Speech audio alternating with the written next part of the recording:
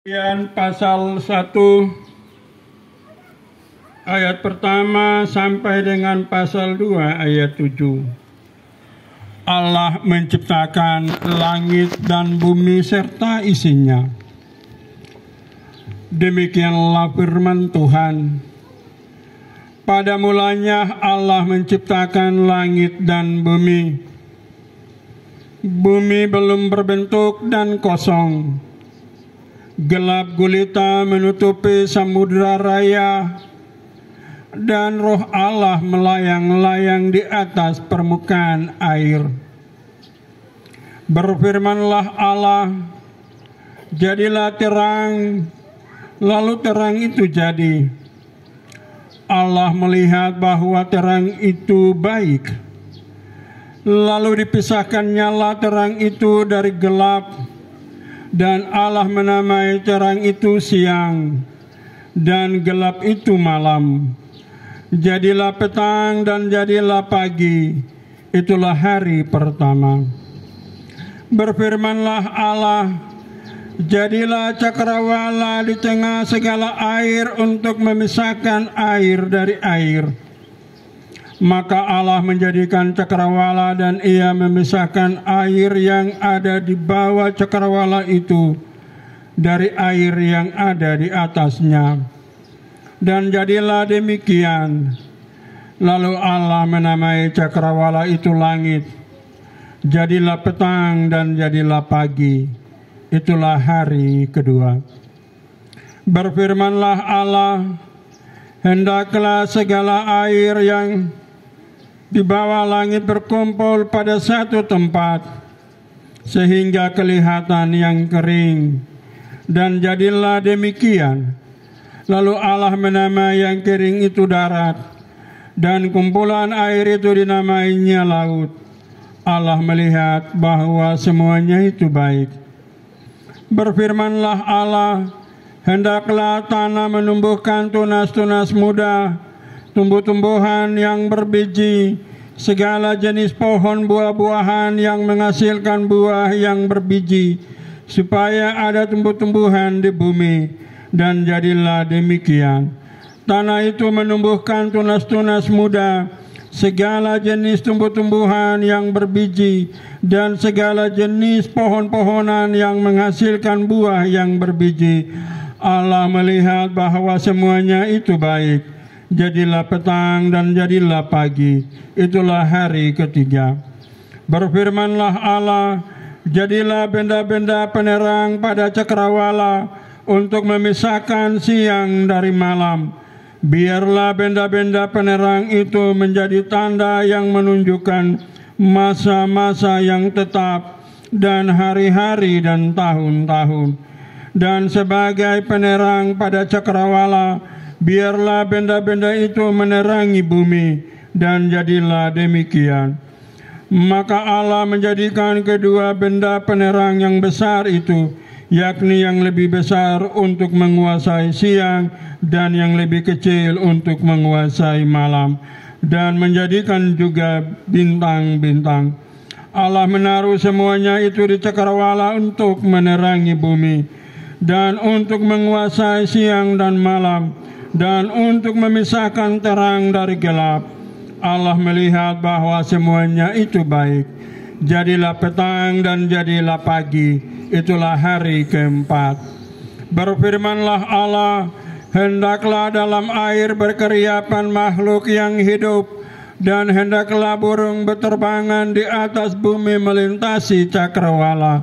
Maka Allah menciptakan binatang-binatang laut yang besar, dan segala jenis makhluk hidup yang bergerak, yang berkeriapan dalam air, dan segala jenis burung yang bersayap.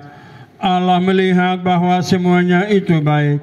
Lalu Allah memberkati semuanya itu, firman-Nya, berkembang biaklah dan bertambah banyaklah, serta penuhilah air dalam laut, dan hendaklah burung-burung di bumi bertambah banyak. Jadilah petang dan jadilah pagi, itulah hari kelima. Berfirmanlah Allah, hendaklah bumi mengeluarkan segala jenis makhluk yang hidup, ternak dan binatang melata dan segala jenis binatang liar. Dan jadilah demikian. Allah menjadikan segala jenis binatang liar dan segala jenis ternak dan segala jenis binatang melata di muka bumi. Allah melihat bahwa semuanya itu baik. Berfirmanlah Allah, baiklah kita menjadikan manusia menurut gambar dan rupa kita, supaya mereka berkuasa atas ikan-ikan di laut, dan burung-burung di udara, dan atas ternak, dan atas seluruh bumi, dan atas segala binatang yang melata yang merayap di bumi. Maka Allah menciptakan manusia itu menurut gambarnya. Menurut gambar Allah diciptakannya dia, laki-laki dan perempuan diciptakannya mereka. Allah memberkati mereka. Lalu Allah berfirman kepada mereka, beranak cuculah dan bertambah banyak, penuhilah bumi dan taklukkanlah itu, berkuasalah atas ikan-ikan di laut dan burung-burung di udara dan atas segala binatang yang merayap di bumi.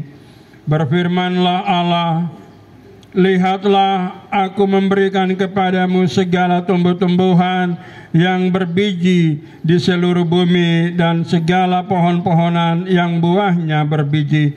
Itulah akan menjadi makananmu. Tetapi kepada segala binatang di bumi dan segala burung di udara dan segala yang merayap di bumi yang bernyawa, kuberikan segala tumbuh-tumbuhan hijau menjadi makanannya. Dan jadilah demikian.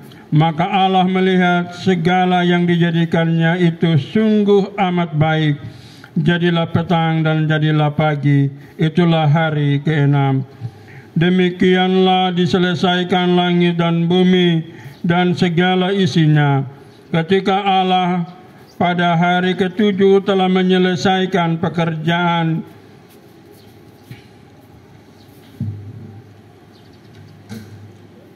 yang dibuatnya itu, berhentilah ia pada hari ke-7 dari segala pekerjaannya yang telah dibuatnya itu.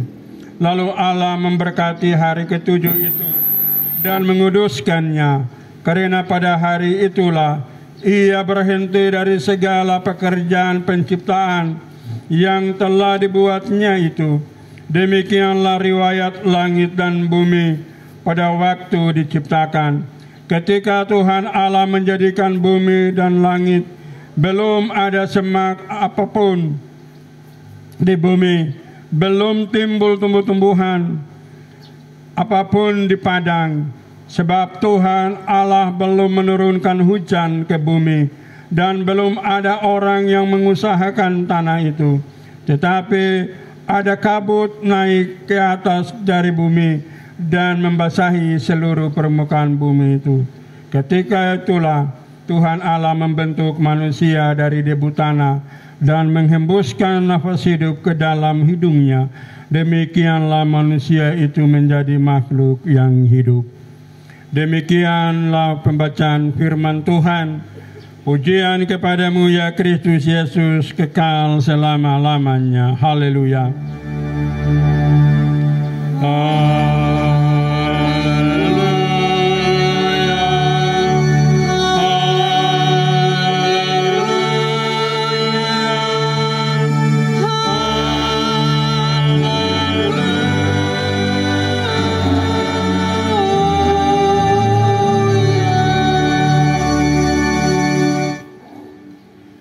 Jemaat serta persekutuan yang dikasihi Tuhan, dari bagian firman Tuhan ini kita diantar dengan sebuah tema, menemukan kebaikan Tuhan dalam semua ciptaannya. Menemukan kebaikan Tuhan dalam semua ciptaannya. Yang kita patut syukuri, bagian ini menjelaskan dan memberitahukan kita tentang penciptaan alam, tentang langit dan bumi yang dijadikan Tuhan.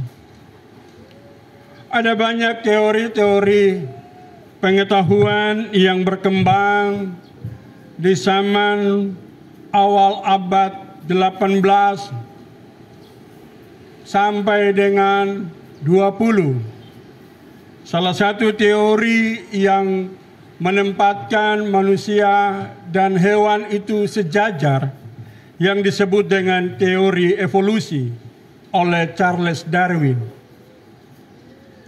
Dia mengambil contoh dari kehidupan ciptaan Allah yang ada di Pulau Galapagos, yang mana kura-kura atau penyu dari yang kecil sampai dengan yang lehernya panjang. Manusia dilihat dari posisi orangutan atau kera sampai dengan dia berubah menjadi manusia. Itu sebabnya dalam teori ini disampaikanlah pernyataan bahwa manusia itu berasal dari hewan. Itulah teori Charles Darwin dengan nama teori evolusi. Ibu bapak, saudara-saudari, anak-anak yang berbahagia, teori ini mempengaruhi ilmu pengetahuan di seluruh dunia. Sehingga pembacaan kita pada pagi hari ini juga menjadi bahan-bahan pertimbangan untuk orang membuat perbandingan. Apakah betul kita manusia itu diciptakan menurut gambar dan rupa Allah, ataukah kita ini berasal dari ternak atau dari binatang, dari monyet, dari orangutan? Karena menurut teori Charles Darwin itu dia menggambarkan proses perubahan itu sampai bisa berdiri dan berjalan seperti manusia. Nah, Bapak Ibu saudara-saudari, ternyata ketika dia meninggal, dia menyampaikan pernyataan yang sangat kontroversi. Dibilang begini, seluruh pengetahuan alam, secara khusus biologi, saya sudah tipu. Sesungguhnya manusia itu diciptakan menurut rupa dan gambar Allah. Aduh, kita semua sudah terpengaruh dengan dia punya pengetahuan itu. Kita semua belajar, seluruh dunia dengar tentang teori evolusi oleh Charles Darwin. Inilah ajaran-ajaran sesat yang tidak mengakui Tuhan.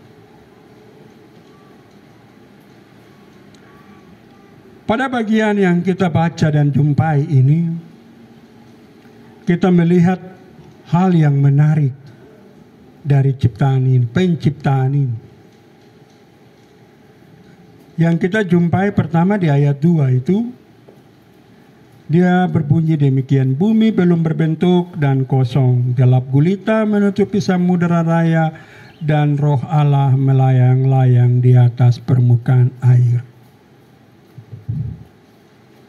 Roh Allah melayang-layang. 2 Korintus 3 ayat 17 bilang, sebab Tuhan itu roh. Dan di mana ada roh Allah, di situ ada kemerdekaan. Roh Allah melayang-layang. Dari bagian ini maka Allah melihat dunia, bumi dalam keadaan kosong dan gelap, harus ada yang ditempatkan. Harus ada yang dipercayakan untuk mengusahakannya. Dengan penuh hikmat, Allah tidak langsung menempatkan manusia. Allah tidak langsung menempatkan unggas, ternak, hewan. Tetapi secara berurutan, dia mulai atur. Dia mulai menempatkan terang dan gelap itu terpisah dulu. Dia mengaturnya. Dan kedua, dia menempatkan cakrawala atau langit. Pada hari yang ketiga juga mulai membuat ada daratan, ada lautan, tapi juga ada tumbuh-tumbuhan yang mulai tumbuh. Kalau Tuhan Allah taruh hewan duluan, mau makan apa? Manusia duluan mau makan apa? Tumbuh-tumbuhan bisa hidup di tanah yang sudah ditetapkan, ditentukan, ditempatkan, pasti dia tumbuh. Tapi manusia dengan hewan, kalau terhadap tumbuh-tumbuhan, lepu. Inilah hikmah.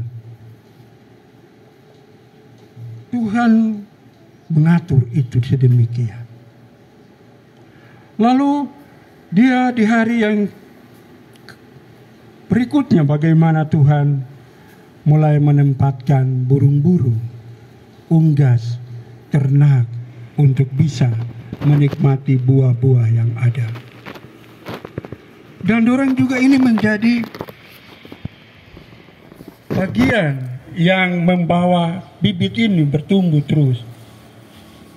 Kalau batu pohon dia tetap di situ, tetap akan bertumbuh di situ.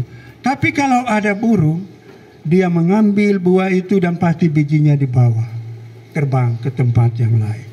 Jatuhlah di sana dia pasti tumbuh. Luar biasa hikmat Tuhan.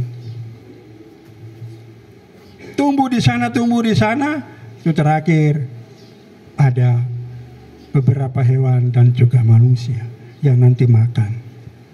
Jadi manusia tinggal menikmati. Burung sudah bantu tanah, burung sudah bantu sebarkan bibit-bibit biji itu, sudah bantu. Manusia tidak tinggal menikmati. Itu sebabnya Bapak Ibu saudara-saudara, ada hal yang menarik yang kita baca ini.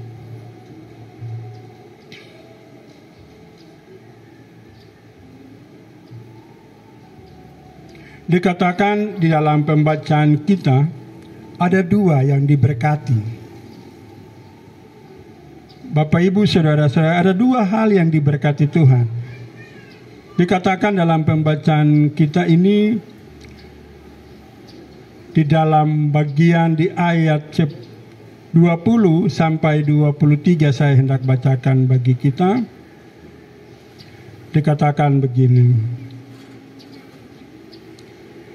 Berfirman Allah, hendaklah dalam air berkeriapan makhluk yang hidup, dan hendaklah burung berterbangan di atas bumi melintasi cakrawala. Maka Allah menciptakan binatang-binatang laut yang besar dan segala jenis makhluk hidup yang bergerak, yang berkeriapan dalam air, dan segala jenis burung yang bersayap. Allah melihat bahwa semuanya itu baik. Lalu Allah memberkati semuanya itu.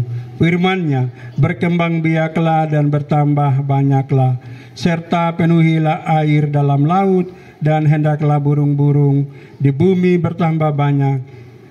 Inilah kata-kata berkat. Allah memberkati itu karena ada tugas, karena ada tanggung jawab. Jadi kadang-kadang kita ini merusak alam toh. Burung terbang dong, hinggap di pohon ini, makan biji ini, bawa ke sana. Kita pegang senapan, tembak dia sudah. Bagus, sasaran sudah bagus ya. Jadi makan, ditenang, tembak dia. Yang burung ini dong turut menyampaikan tanggung jawab yang Tuhan berikan. Karena dong juga diberkati. Bapak Ibu kita membaca nih, firman bilang, dong juga diberkati ya. Yang ada di laut, ikan-ikan dan segala macam juga diberkati. Dua saja. Bagian ini dengan manusia. Itu yang Tuhan berkati. Karena punya tugas apa? Berkembang biak. Tugas apa? Harus beranak cucu. Tugas apa? Penuhi bumi ini. Itu yang Tuhan berkati.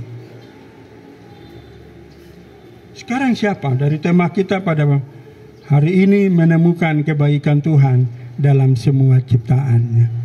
Siapa yang temukan? Yang temukan itu tuh kita manusia toh?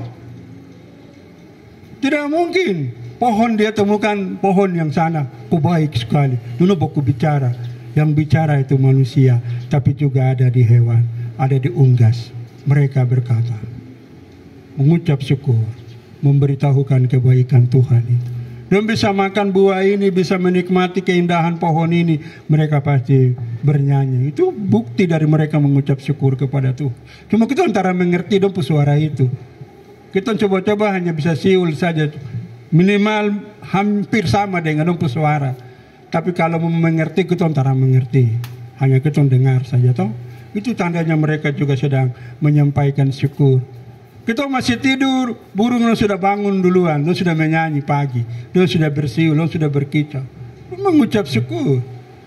Burung itu biar di kayu yang kering, ke pohon kering, di tetap masih hinggap di situ dan dia mengucap syukur di situ, menyanyi atau bersiul di situ, bersenang-senang di situ. Tapi manusia di tempat yang kering, kau tak mau mengucap syukur. Artinya begini, tidak ada sesuatu yang menyenangkan. Mungkin kita berupaya mencari makan, minum, cari apa, tidak dapat. Kata mau sembahyang. Kata mau pergi. Kenapa? Tadi pagi saya keluar, saya kerja begini begitu, saya cari sesuatu, saya tidak dapat. Apalagi yang pergi pasang jaring di laut, mancing, tidak dapat ikan, marah sudah, ribut, pulang. Aduh, bapak ini ketung sial sekali. Pergi ke laut pasang jaring terhadap ikan, mancing terhadap ikan. Kita sudah sungguh-sungguh. Tapi kita tidak pernah bilang terima kasih Tuhan, karena saya tahu Tuhan punya rencana, maksud. Tapi tidak ada mau bilang begitu.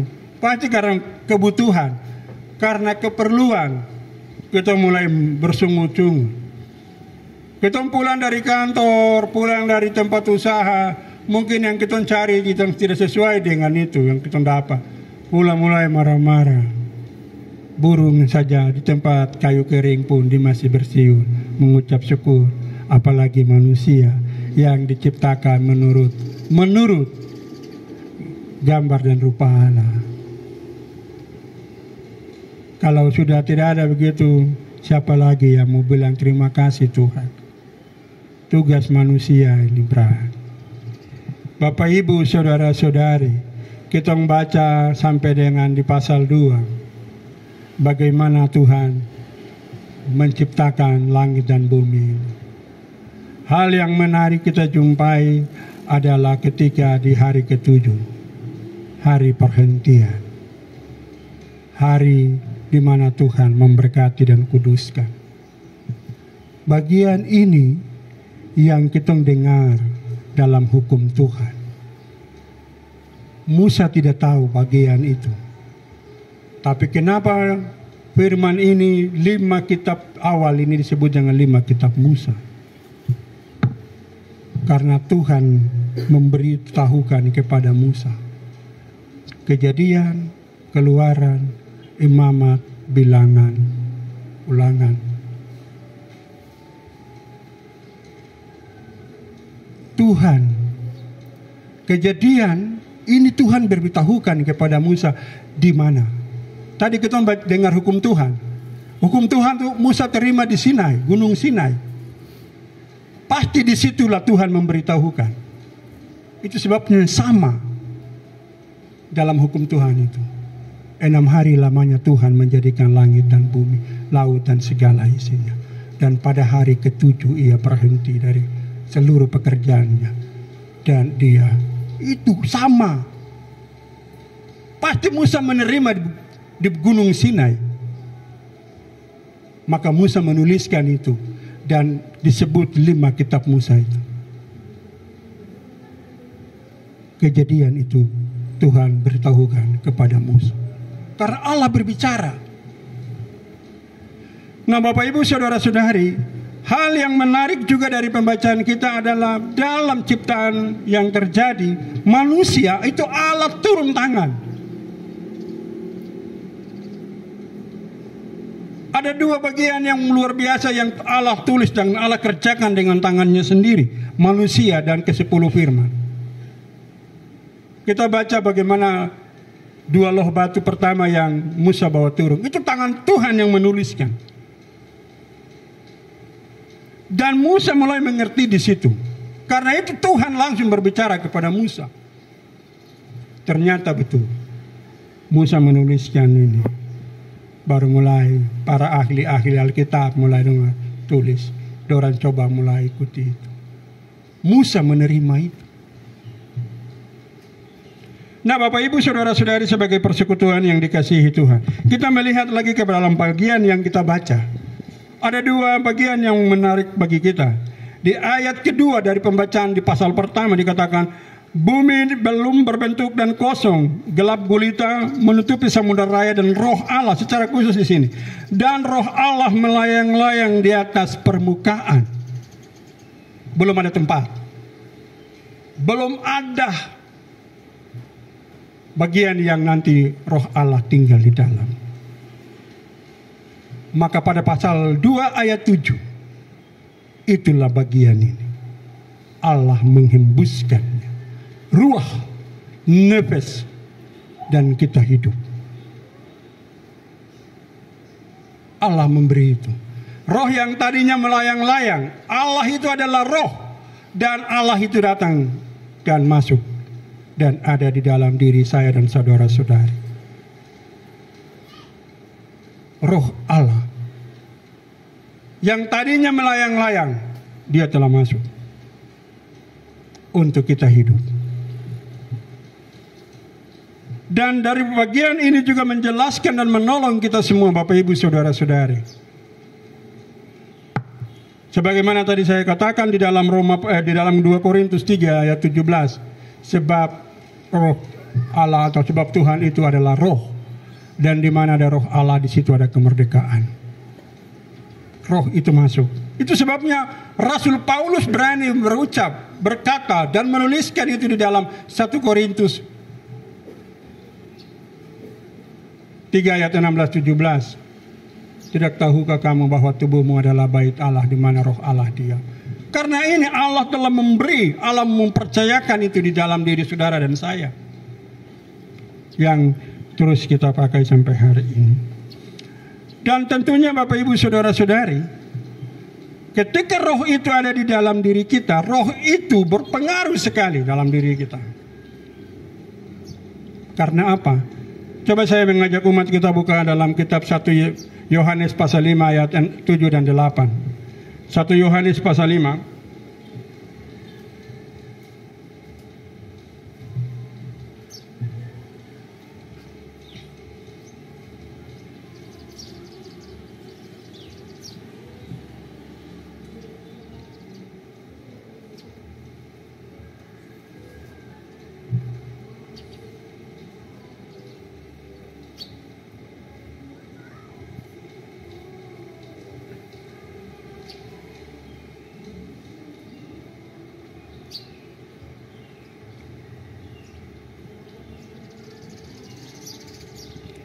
Ayat 7 dan 8. Apabila saudara-saudari persekutuan kita sudah dapat, coba kita baca di bagian ini. 1, 2, 3. Sebab ada 3 yang memberi kesaksian di dalam surga, yaitu Bapa, Firman, dan Roh Kudus, dan ketiganya adalah satu. Dan ada 3 yang memberi kesaksian di bumi, roh dan air dan darah, dan ketiganya adalah satu. Yang Tuhan berikan, dialah yang bertugas, dialah yang punya peranan penting sekali.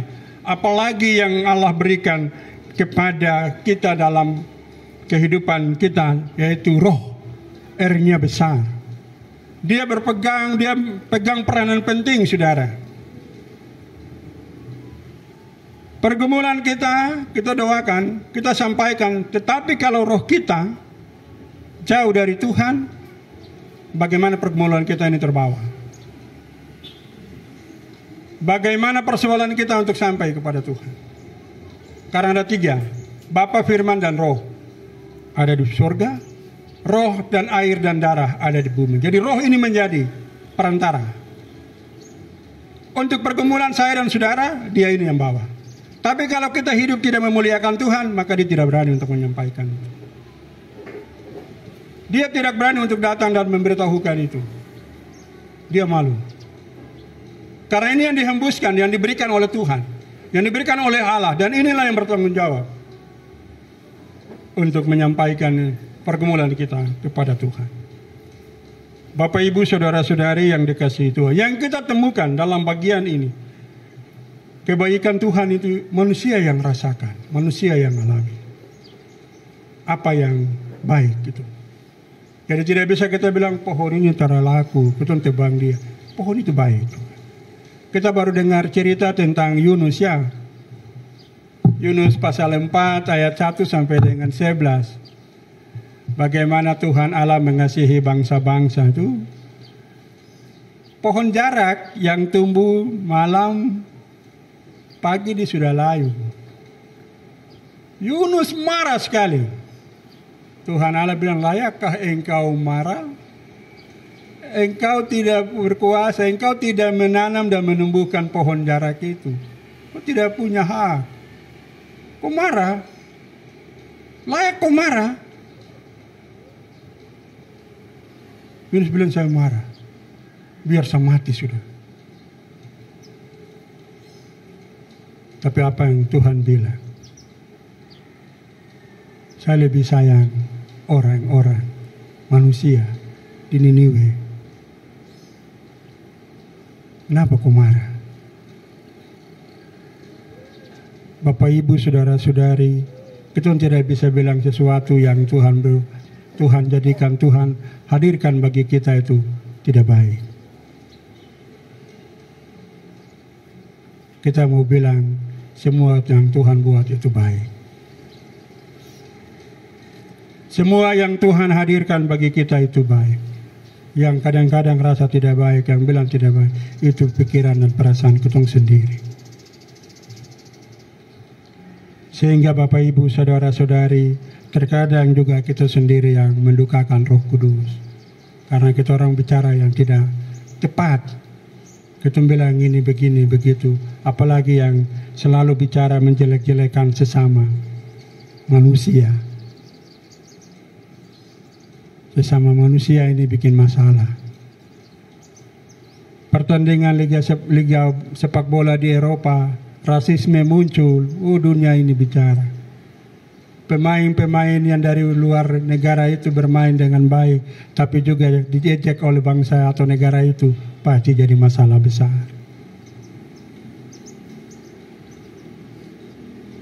Setiap kita Tuhan berikan seperti ini sudah.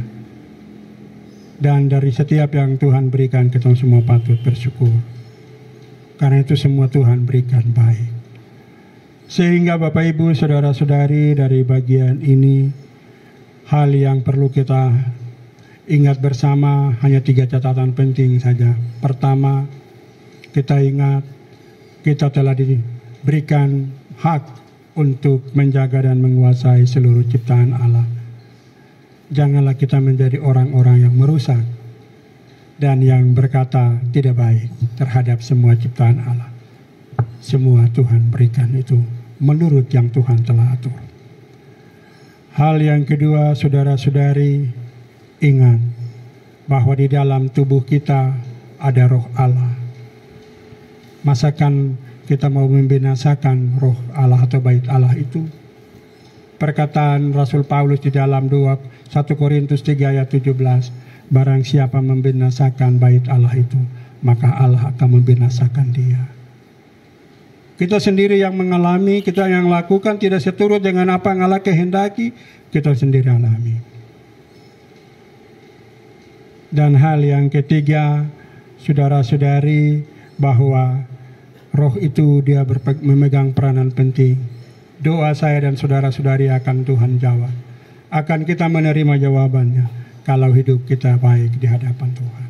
Hubungan kita dengan Tuhan itu baik. Dan akhirnya saudara-saudari yang dikasihi Tuhan, ada satu bagian firman Tuhan yang saya hendak bacakan bagi kita. Ketika Tuhan mempercayakan dan memberi kita sebuah hidup yang baik, maka kita juga harus menyadari bahwa hidup yang baik itu tidak boleh kita sia-siakan. Sebagaimana dikatakan di dalam Matius pasal 12 pada ayat 31 dan 32 dikatakan demikian. Sebab itu aku berkata kepadamu, segala dosa dan hujat manusia akan diampuni, tetapi hujat terhadap Roh Kudus tidak akan diampuni. Apabila seorang mengucapkan sesuatu menentang anak manusia, ia akan diampuni. Tetapi jika ia menentang Roh Kudus, ia tidak akan diampuni. Di dunia ini tidak, dan di dunia yang akan datang pun tidak. Apa yang telah diberikan Tuhan, mari kita rawat, kita jaga dan kelola dengan baik. Supaya pada akhirnya kita semua bersama dengan Dia di dalam rumah Bapa di sorga. Amin.